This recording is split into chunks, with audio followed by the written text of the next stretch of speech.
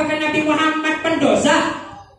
Apakah Nabi Muhammad ahli maksiat demi Allah? Nabi Muhammad bukan seorang pendusta. Nabi Muhammad bukan seorang ahli maksiat. Nabi Muhammad bukan seorang pendosa. Oleh karena itu, majelis semacam ini adalah majelis yang dimuliakan oleh para ulama. Al-Habib Ali bin Muhammad bin Husain al-Habsyi, beliau mengatakan, Man dakhala fi imakum la yaqul. Assalamualaikum warahmatullahi wabarakatuh.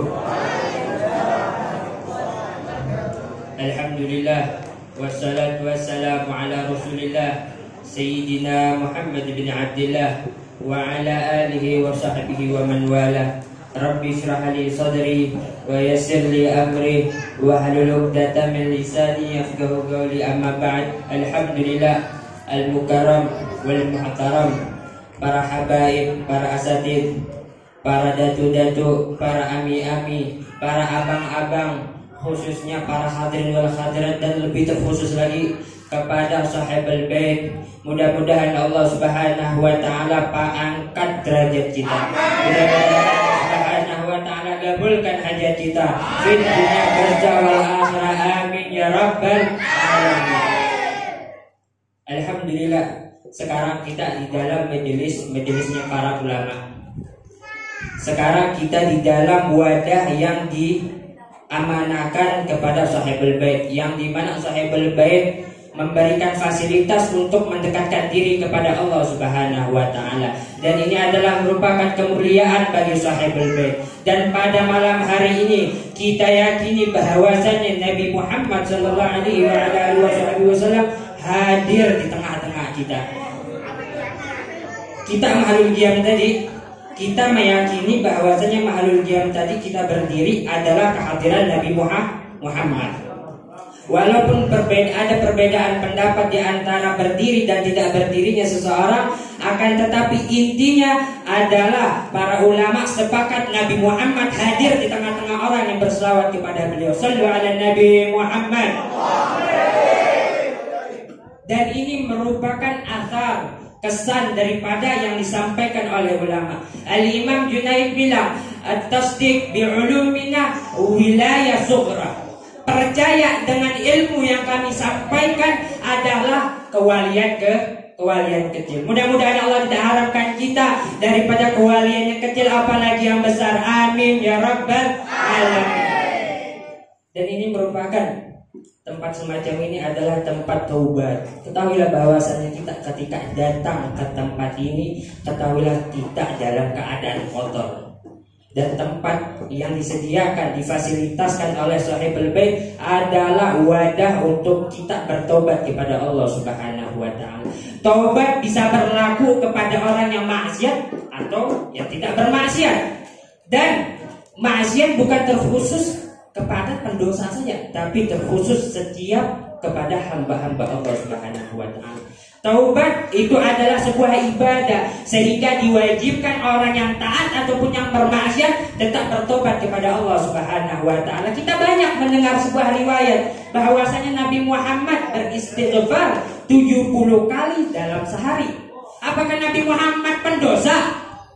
Apakah Nabi Muhammad ahli maksiat demi Allah? Nabi Muhammad bukan seorang pendusta. Nabi Muhammad bukan seorang ahli maksiat. Nabi Muhammad bukan seorang pendosa. Oleh karena itu, majelis semacam ini adalah majelis yang dimuliakan oleh para ulama. Al-Habib Ali bin Muhammad bin Husain al-Habsyi, beliau mengatakan, Man dakhala fi imakum la yakhaf. Siapa yang masuk ke dalam benteng kami, maka dia tidak akan merasakan ketakutan. Ini adalah tempat para ulama, benteng daripada para ulama. Tadi kita di dalam fasal pertama kita mengucapkan la ilaha illallah. Dikatakan dalam sebuah riwayat an Jibril wa fi riwayat an Israil an Nabi sallallahu alaihi wa alihi wasallam qala Allah taala fil hadits qudsi man qala la ilaha illallah dakhala hisni wa man dakhala hisni aminan min adabi. Allah bilang, barang siapa yang mengucapkan kalimat la ilaha illallah dengan hati yang jujur, yang sidik, dengan sebagai merasa diri sebagai seorang hamba, merasa diri sebagai seorang pendosa, maka dia akan masuk, dan dia telah masuk di dalam bentengnya aku, kata Allah. Dan siapa yang telah masuk ke dalam benteng aku, maka dia aman daripada azabku. Alhamdulillah, hadirin wal hadirat, kita banyak ya. Sekarang ini kita menghidupkan majelis-majelis yang dimuliakan oleh Allah Subhanahu wa taala. Oleh karena itu, nih para ulamanya kita dijaga ya. Ya, banyak sudah kita dengar ya, Bang. Di berita tuh Syekh Ali Jabir ditusuk. Ya, Syekh Ali Jabir ditusuk. Orang yang menjaga ulama kelak akan dijaga Allah. Orang yang menjaga, orang yang punya ilmu kelak Allah akan menjaga sulbinya, tidak keluar daripada sulbinya suatu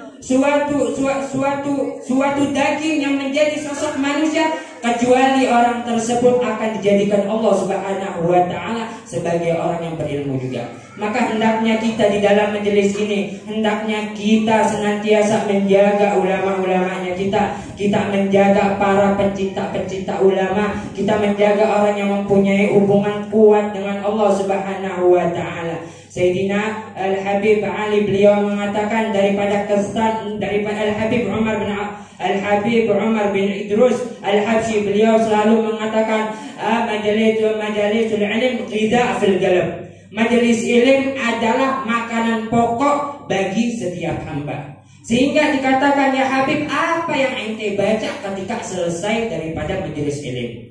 Beliau mengatakan, saya baca selesai daripada majelis ilmu doa kafaratul majelis, subhanakallahumma wa bihamdika asyhadu an la ilaha illa anta astaghfiruka. Itu doa yang paling utama. Akan tetapi beliau juga menambahkan doa. Apa doanya? Doa setelah makan.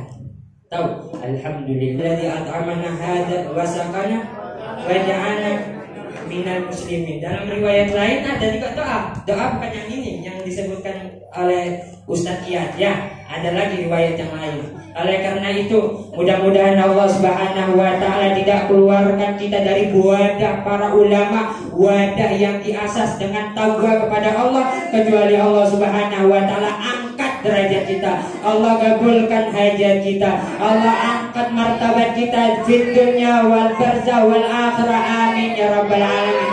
Mudah-mudahan majelis-majelis semacam ini, mudah-mudahan Allah perkuat lagi, Allah banyakkan jamaahnya, Allah buat yang hadir cinta dengan Nabi Muhammad SAW. Mudah-mudahan kelak kita mempunyai hubungan kepada Nabi Muhammad SAW. Syekh Umar Mukhtar beliau mengatakan dalam perkataan beliau, man arafna ma saya benar.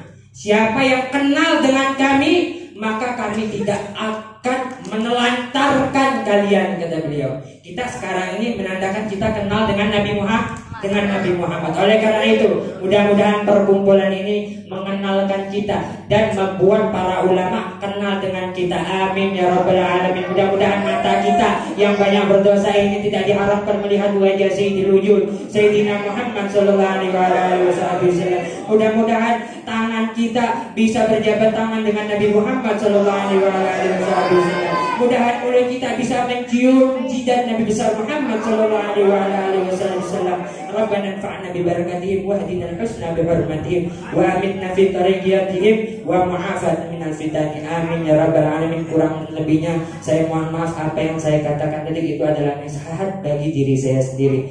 Mudah-mudahan Allah Subhanahu wa taala menjadikan kita hamba yang bertakwa. Amin ya rabbal alamin. Kurang dan lebihnya saya mohon maaf. Assalamualaikum warahmatullahi wabarakatuh.